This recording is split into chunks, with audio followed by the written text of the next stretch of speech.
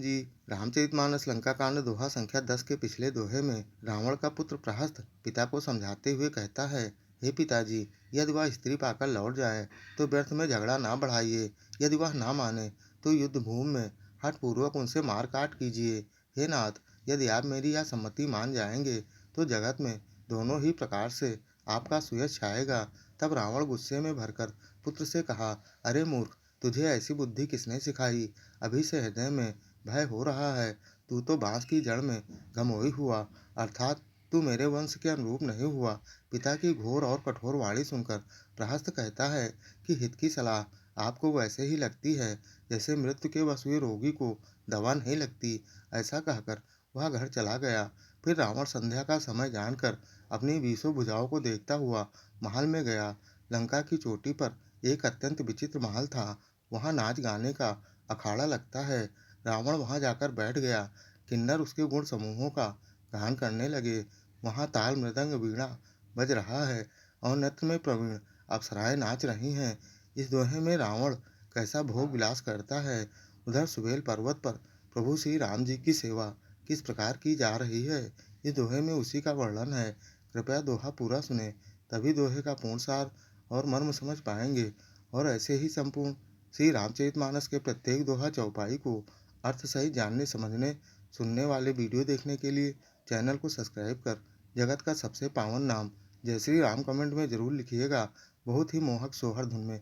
सुना सिर सर सरित सो रामा हो, संतत करई भी लास सिया रामा हो। परम प्रबल रिपु शीस पर रामा हो, तथापि सोचना त्रास सिया रामा हो। रावण वहां निरंतर सैकड़ों इंद्रों के समान भोग विलास करता है। यद्यपि श्री राम जी सरीखा अत्यंत प्रबल शत्रु सिर पर है, फिर भी उसको ना तो चिंता है और ना ही डर।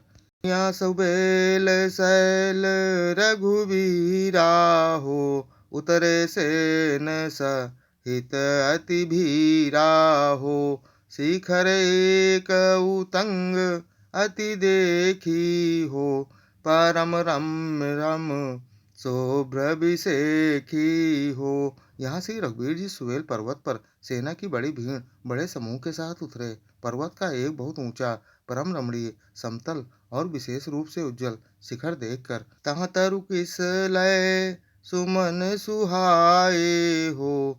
लक्ष्मण रचि निज हाथ डसाए हो, तापर रुचिर मृदुल मृगछाला हो। तहि आसन आसीन कृपाला हो। वहाँ लक्ष्मण जी ने वृक्षों के कोमल पत्ते और सुंदर फूल अपने हाथों से सजाकर बिछा दिए। उस पर सुंदर और कोमल मृगछाला बिछा दी। उसी आसन पर कृपाल श्री राम जी विराजमान थे। प्रभु कृत शीस कपीस उछंगा हो, बाम दहिन दिशि चाप निसंगा हो। दुकर कमल सुधा रत बाना हो, कहलंकेश मंत्र लगी काना हो। प्रभु श्री राम जी वानर राज सुग्रीव की गोद में सिर रखे हैं। उनकी बाईं ओर धनुष और दाहिनी ओर तरकस रखा है। वे दोनों हाथों से बाण सुधार रहे हैं। विभीषण जी कानों से लगकर सलाह कर रहे हैं। बड़ भागी अंगद हनुमाना हो, चरण कमल चा पत विधि नाना हो। प्रभु पाछे लक्ष्मण वीरासन हो, कटनी संग कर बान सरासन हो। परम भाग्यशाली अंगद और हनुमान अनेकों प्रकार से प्रभु के चरण कमलों को दबा रहे हैं। लक्ष्मण जी कमर में तरकस कसे और हाथों में धनुष बाण लिए वीरासन से प्रभु के पीछे सुशोभित हैं।